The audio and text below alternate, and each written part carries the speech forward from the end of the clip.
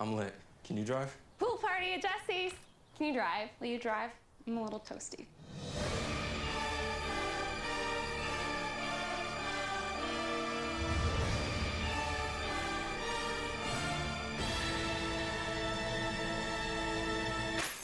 Nope, I'm high. But I can order us a ride. Okay. Friendly reminder, don't drive high. If you feel different, you drive different. Pool party at Jesse's. Can you drive? I'm toasted. Nope, I'm high. But I can order us a ride.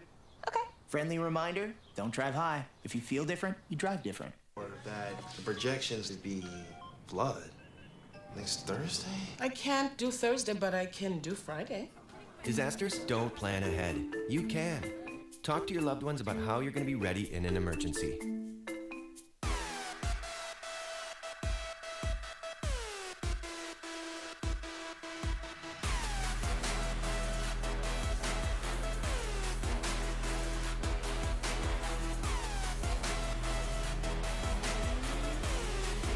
And welcome back to Sports Night in Auburn. Fall has officially arrived on the plains. It's the last day of September, and the sports action has not slowed down. Except no retirements this week, Barrett. Even without a retirement, we have the scoop on all of Auburn's biggest headlines and updates on every sport in between.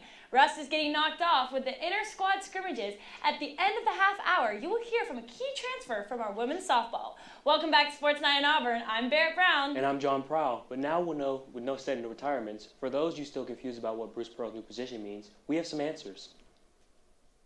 After the shock wore off our Auburn fans, people started asking what the Auburn coaching legend role is. Question only furthered after this interview with War Eagle Plus. Did the decision not to run for Senate coincide with the decision at this point to step down to retire as the head coach? The decision to consider running for Senate forced me to think about the possibility of not coaching next year's basketball team.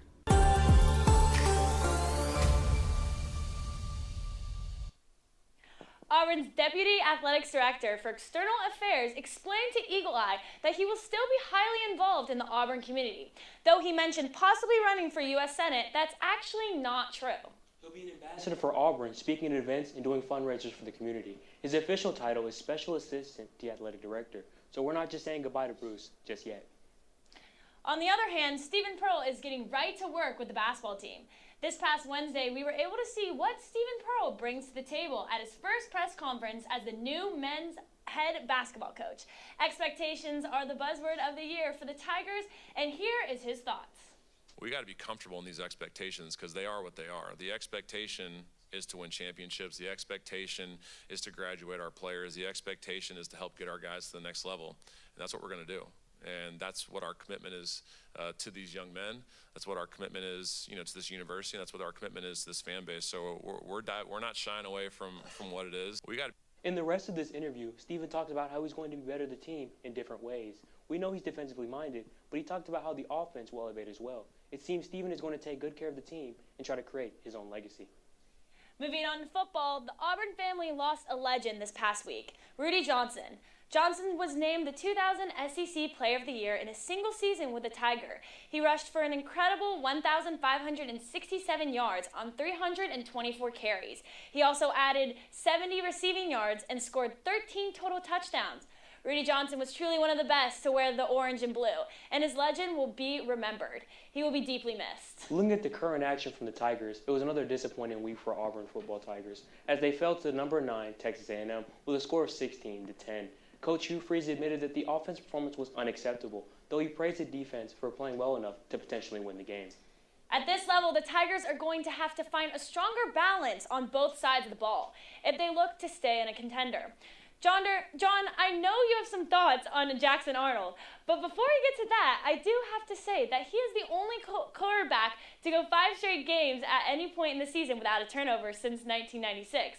And John, go ahead and tell them how many interceptions the transfer quarterback has had. He hasn't thrown a single interception this season on over 87 completions, but we will touch on his performance more after the break. This week brings a much-needed bye for the Tigers. On October 11th, Auburn will face Georgia at Jordan-Hare Stadium.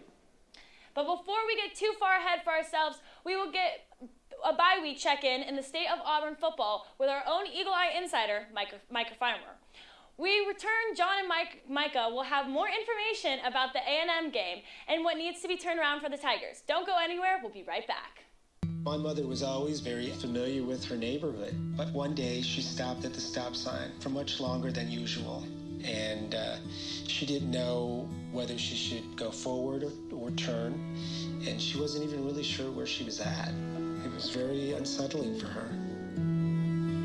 I felt so much better after my son told me, "Mom, I don't want you to worry or be afraid. I'll be there for you and we'll figure it out." I'll be right back. Hi. You think you're probably sober? Yeah.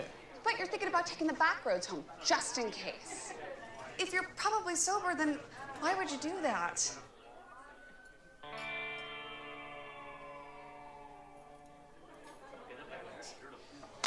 Good choice.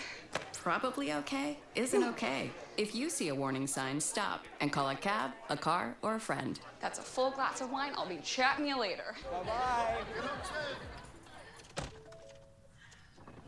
Hi. Hoping for a crisp breeze to help keep you alert.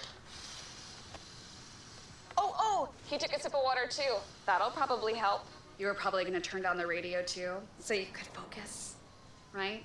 Probably okay isn't okay. Right. If you see a warning sign, stop and call a cab, a car, or a friend. I think the water line is what really drove it home. I blew on him.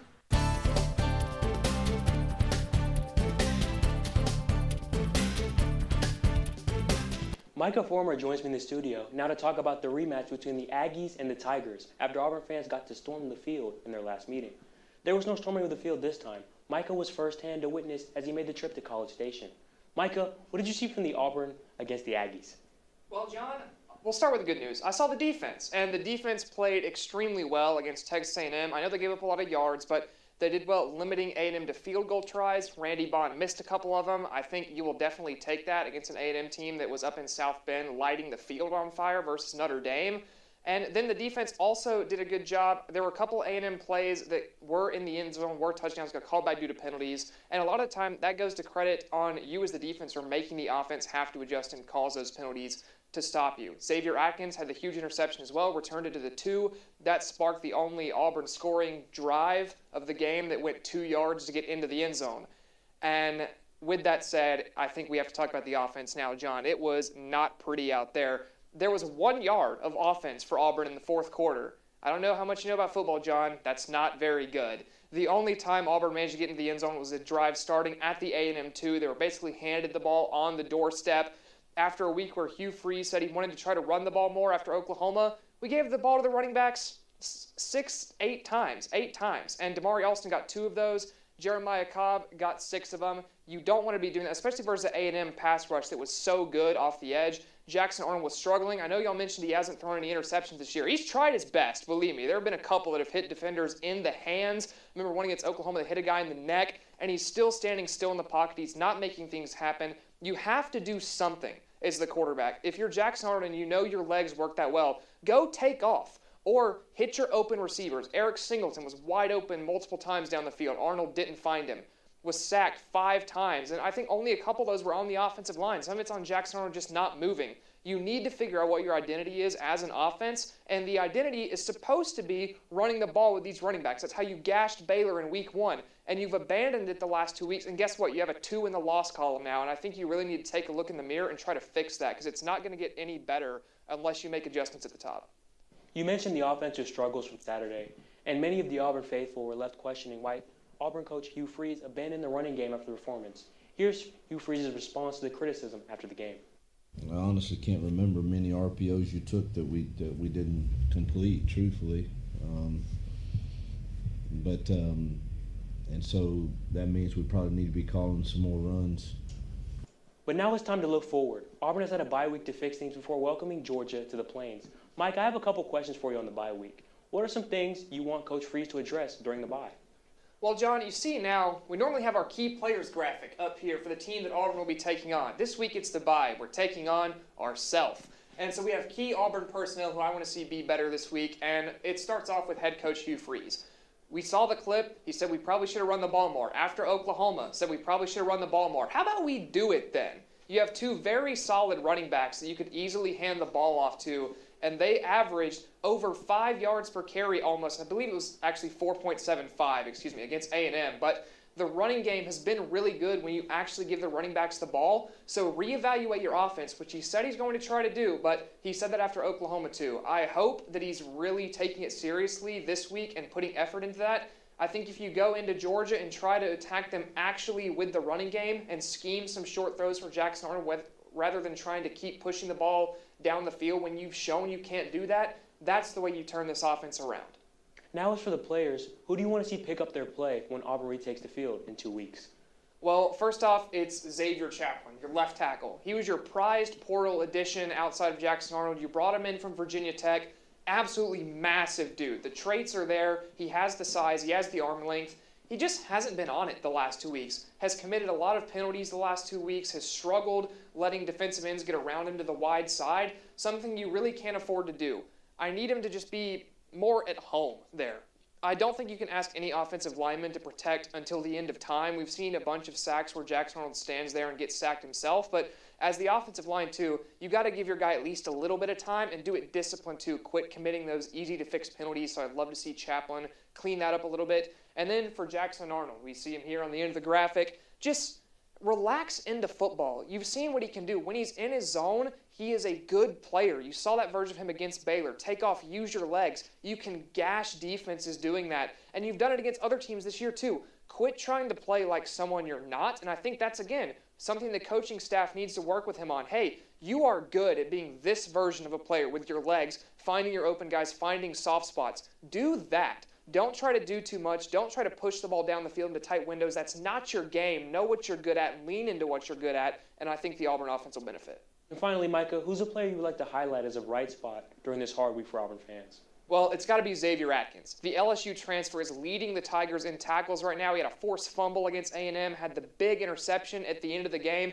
He has been all over the field. He has exceeded my expectations. I was fairly confident that he'd be a solid player coming in from LSU, but he has been a star on the defensive side of the ball for Auburn so far, and I think if you can keep getting that version of him, that can help your younger linebackers too develop, which I would love to see because you have some great athletes at linebacker, the younger guys. So let those guys learn from Xavier Atkins, learn from Caleb Wheatland, and I think you're going to continue to be very good as the season goes on defense. Thank you. That's all the time we have with Micah joining us in the studio. But do you not fear? A bye week will not stop him. We will join us again next week with all the things you need to know about the Deep South's oldest rivalry. After this short commercial break, we'll begin our Men's Minute.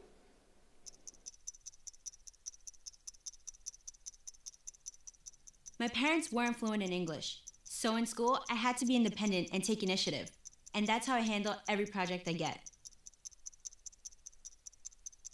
Hey, Kevin, you thinking about retirement? I'd love to, but I'm pretty busy with all this. Yeah. Hey, let's meet our retirement coach, Avo. A is for taking action. Not anxiety? No, Kevin, you're gonna be fine. You sing? Barely. V is for variety. And you dance? Sort of. Come on.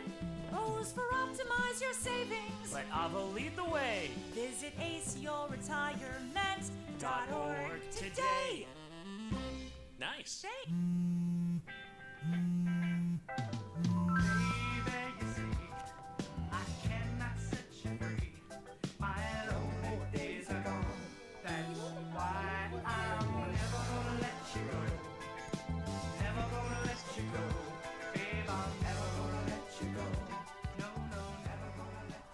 Here you go.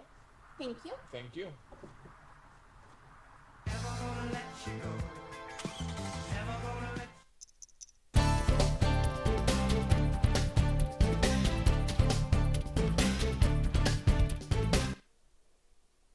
Before we left, we told you that we had an update on the men's golf team. Auburn, Jake Albert, Billy Davis, Caden Pope, Jackson Coyvin, and Joshua Gilbert represented the Tigers this week at the prestigious Ben Hogan Collegiate Invitational presented by Charles Schwab.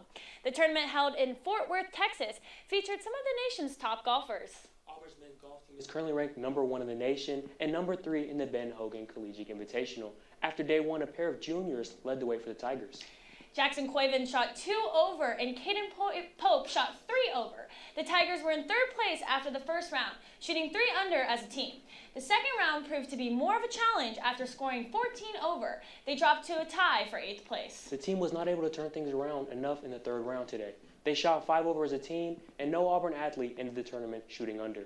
Caden Pope was the leader, hitting an even mark with Jackson Coyven right behind him, shooting 1 over. The team would finish in a tie for 8th, finishing behind 7 teams ranked in the top 25.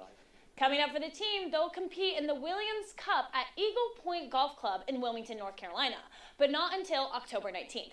Now moving on, Lydia has the news from the men's tennis team where things wind down from the ITA championships. Barrett, things did wind down as the Tigers wrapped up play in Tulsa last Thursday. The Blades brothers, Billy and Freddie, made it to the second round of the doubles main draw before falling to Florida. In singles, Nicholas Henn shut out Duke in his opening match, then beat Arkansas in the second round before coming up short in round 3. The Tigers will get another shot at NCAA singles and doubles bids later this season at the ITA Southern Regional and Sectional Championships. We will keep our eyes on that tournament to come. This weekend, Auburn's men's tennis is hosting the Battle on the Plains, October 3rd through 5th. It's a mini dual-style tournament at the Yarborough Tennis Center, featuring teams from across the South. Admission is free, so make your way to the courts and come support. Now, from the court to the pool, Auburn Swimming and Diving opens its season with the annual Orange and Blue Inter-Squad Meet. That's this Friday, October 3rd, at the James E. Martin Aquatic Center. We can't wait to see what the Aquatic Tigers accomplish this season. Back at the desk, they have some trivia from a team that may not compete underwater, but in my opinion, they're underrated. I sure hope you're right, Lydia. But before we go to break, how many days until Auburn women's basketball takes the court? Is it A, 30 days, B, 45 days, C, 40 days, or D, 34 days? Barrett will lead us with our Women's Watch when we come back. She'll have the answer to the trivia question. Stay tuned for a squad that took care of business at home. There was an old woman who lived in a shoe. She had so many children, she didn't know what to do.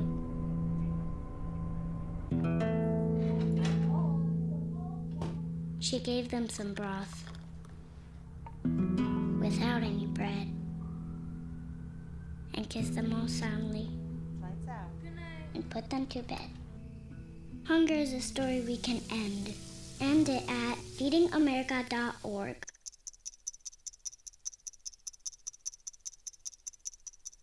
I was living in a shelter, juggling 3 jobs. I had to be resilient. That's something that you can't teach. You can achieve a lot using your imagination. I mean, I don't like to brag, but... Wait, who's that? And why is she all over these achievement awards? But with STEM, the sky's the limit. Shaboom! Use STEM to envision... Okay, I'm seeing it. Yeah. Invent... Got any ideas? I've got a few, actually. And create a better world. Told you she's super smart. If she can STEM, so can you. Find out more at She Can STEM. There was an old woman.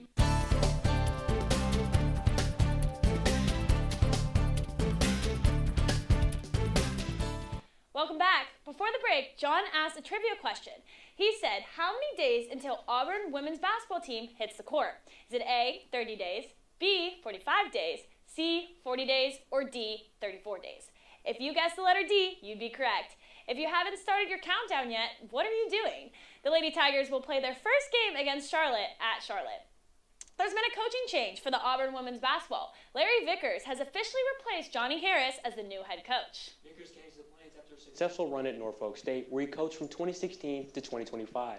Now, he's bringing his experience and leadership to the Tigers as they prepare for a new era. Now, Lydia has been going on with women's soccer. Well, the Auburn Tigers soccer team faced the Tigers from the Bayou last Thursday on Greek night. The weather stopped play for 3 hours, and even with the home advantage, the Tigers struggled. LSU had the first goal of the night. Senior Aaron Fleury scored Auburn's lone goal, following up a deflected corner. But LSU answered with 2 more to seal the win. Despite the loss, Gracie Brown, Olivia Woodson, and Dylan Driver all logged career-high minutes. Now, the Tigers travel up I-65 to Nashville on Thursday to take on number 13 ranked Vanderbilt. They will need a big showing against the Commodores, which brings me to another squad facing a ranked matchup. Auburn Equestrian is back in action this Saturday. The 3rd-ranked Tigers host number 8 Baylor. It'll be more than just a top 10 showdown. There's also a kids carnival and a Life of a Show Pony t-shirt giveaway. Bring your friends, bring your family, bring everyone. Crowd support was crucial to one team's success this past week, right, Barrett? You could not be more right, Lydia. It was electric inside Neville Arena as the Lady Tigers swept the Crimson Tide in 3 hard-fought sets. It was in front of a crowd of 3,083. This is the second largest in program history. Lauren Dreves came out with something to prove that night, leading the way with 14 kills, the most on the team that night. It was a statement win and a great overall performance for the Tigers. John was on the floor, and he has all of the in-game details. Today, Auburn volleyball takes on the Alabama Crimson Tide in the Iron Bowl of volleyball. The Tigers are looking forward to making an entrance into SEC play. The Alabama Crimson Tide would score a couple of kills, and the Tigers would need to take a couple of sets to regroup. But ultimately, the Tide would hurt themselves with misfires, giving the Tigers free points. This kill from Belle Zimmerman would ultimately take the Tide out once and for all, and the Tigers would win the match in a sweep for the Tigers 3-0. It is not hard to see that Lauren Dreves was named the co-offensive player of the week for the SEC. This past Sunday, they had their second SEC matchup playing Mississippi State at home. Sports reporter and assistant producer Madison has more information from the court. The Auburn Tigers defeated the Mississippi State Bulldogs 3-0 in Neville Arena this season. Following an impressive win against Alabama on Friday, the Auburn Tigers came out absolutely swinging. A couple notable hitters were their 2 outsides, Liz Markovska and Belle Zimmerman. You can't forget about defense, though. Alexis DaCosta at libero got her 500th career day playing as an Auburn Tiger in the first set. Mississippi State played neck and neck with Auburn. However, the Tigers inched forward to take the first set 25-22. Mississippi State held their own in the second set, though, keeping Auburn on their toes. There was a couple long rallies just like this one. However, the Tigers prevailed to win the second set as well. The score finished at 25-20. Heading into the third set, the Orange and Blue put on an absolute block party. Belle Zimmerman and Kate Mansfield said, "Not in my house," and laid down the law. The blockers put up a wall against the Bulldog hitters. The Tigers' great chemistry aided them greatly. Auburn secured the W with the service error from Mississippi State to keep them undefeated to start SEC play. The Auburn Tigers will head to the Swamp and play the Florida Gators this Friday, October 3rd. That's all for Eagle Eye TV. I'm Madison Seno. Thank you, Madison, for the rundown as they took down an undefeated squad. I may need to knock on wood for this one, but the Lady Tigers have not dropped a set in Neville Arena since this season. The Lady Tigers continue to prove their competitiveness this season as they prepare to hit the road for an SEC matchup against the Florida Gators. We're wishing them the best of luck. Now, Lydia has the latest on where you can find the women's golf team. Now, over to the golf course. The number 18 ranked women's golf team is off to a hot start. You heard that right. After a strong performance in Canada, the team earned national recognition. They won the Canadian Collegiate Invitational last week, finishing 16 under as a team. Balma Dalbavos shot a career best 66 to take runner-up honors, while Ann Fernandez tied for third with her own career low. The Tigers head to Illinois on Monday for the Alini Women's Invitational. Now, putting down the clubs and picking up the rackets, finally, women's tennis. Auburn wrapped up play Sunday at the ITA All-American Championships. DJ Bennett and Ashton Bowers reached the consultation quarterfinals of the doubles main draw before falling. But just like the men's squad, there's another chance coming soon for the women. Auburn hosts the ITA Southern Regional Championships in 2 weeks. We'll be watching, and that's it for me tonight. Lydia, it's always great to have you in the studio and joining us. Now it's time for some Auburn softball trivia. If you haven't heard yet, the Lady Tigers are headed back to Mary Nutter Collegiate Classic for the first time since 2020. Mary Nutter was a collegiate coach for what softball NIA powerhouse? Was it A, Northwestern College, B, Pittsburgh State University, C, University of Mobile, or D, Ottawa University? When we come back, Barry will have the answer for you, and we'll have a feature story on an SEC transfer. Yeah! Sam, Elmo! Oh, hey, Julia. Are you ready to play band with us? I'm going to play my clarinet. And Elmo's going to play his drum. Drum loud. Oh, well, you know what to do, Julia. Julia knows.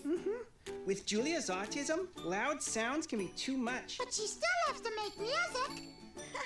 Play band. Early screening for autism can make a lifetime of difference. Find out more at screenforautism.org.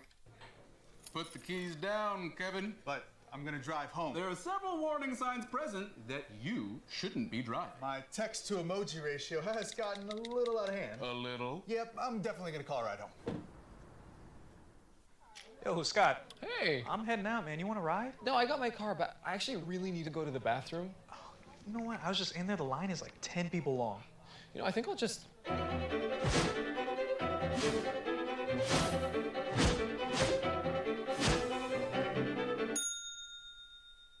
Dude, are you okay? You wouldn't believe what I was just thinking. I am definitely buzzed. Yeah. I think I will take this, and I will take that ride home. Smart man. Did you see how that dog was looking at me?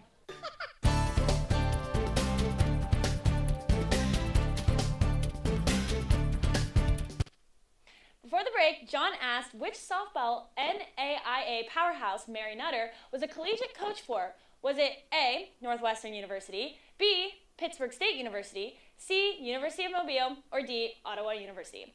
If you guessed the letter B, you would have been correct. She coached in Kansas as Pittsburgh State University and earned 3 District 10 championships, being named Coach of the Year 3 times. On the topic of Auburn softball, they added a successful batter to their lineup. After transferring from Tennessee, junior Destiny Rodriguez is expected to reconnect with her former coaches in the Malveaux and make an immediate impact. From bringing in RPIs to multi-hit games, she's no longer a stranger to SEC play. Madison entered her environment and spoke with her more on her journey to Auburn. My name is Madison Seidel for Eagle Eye News. I'm joined today with senior Destiny Rodriguez, a recent transfer from Tennessee, now playing for the Auburn Tigers.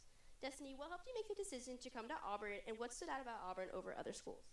So, with my 2 years being at Tennessee, Chris and Kate were my coaches, and I developed a really close relationship with them. So whenever I entered the portal, it was almost like a no-brainer, and they make this place feel like home every single day. Perfect. Going along with that, what was your first impression of the Auburn softball culture? So whenever I came here for my sophomore year of the SEC tournament, the facilities were amazing, and the best part that I liked was the Eagle shooting smoke out of the Jumbotron, so yeah. You're a 2-time SEC champion and a veteran SEC starter. How does your experience make you a better leader and someone that your teammates can look up to? I just feel like setting the standard from day one, whether that's on the field, off the field, in the box, whatever it may be. I feel like my teammates make it so easy for me to fill that role. Are there any parts of your game that you are looking forward to improving on this season? Yes, I want to improve all aspects of my game just so I can reach goals throughout the year that I've set for myself. Awesome. And what does your perfect game day routine look like? Okay, so I would wake up and go get a coffee, depending on what time the game is, of course, but I will always have a coffee coming through those doors. And then I would already have my hair done. I would go in the locker room, get dressed, I'm not really sure how pregame meals work here, but like I would get dressed, then eat some food, and then I would feel, actually I would want to feel terrible in the cages because every time I feel bad during warm-up, it ends up being really good during the game. So, exactly. And then lastly, what is your favorite Auburn tradition that you've experienced so far? I loved the football game, everything leading up to the kickoff, and then we were fortunate enough to throw t-shirts at the game, so that was so much fun. And then a couple extra questions, quick hitting. Hitting or fielding? Hitting. And then what's your favorite practice drill? Favorite practice drill? Ooh, I heard that they do like perfect like 21s here or something. I want to see what that's about. And then your go-to game day hairstyle? I like a little bubble action, or I like 2 braids. So yeah. That's all the time we have here today with Destiny Rodriguez, but we look forward to seeing you play as an Auburn Tiger. Destiny, thank you so much for sitting down and joining us, and welcome to the Auburn family. What an awesome story. I know we just talked about them, but the play of the week has to come from the volleyball team. I mean, they just dominated the SEC play, which is a difficult feat in any sport. We want to bring to your attention the match point for Auburn against Alabama. Sweeping your first match of SEC play? Sweet. Beating your in-state rival in front of this crowd? Even sweeter. I want you to notice the way Liz Markovska's swing is so powerful. She uses the block to her advantage here. We won't be getting over this anytime soon. And John, you're so lucky you could be there. Well, that's all we have in store for you tonight. For more sports tonight in Auburn and Eagle Eye Sports, follow our Instagram and Twitter pages. Make sure to subscribe right here on YouTube and tune in every single week. My name's Barrett Brown.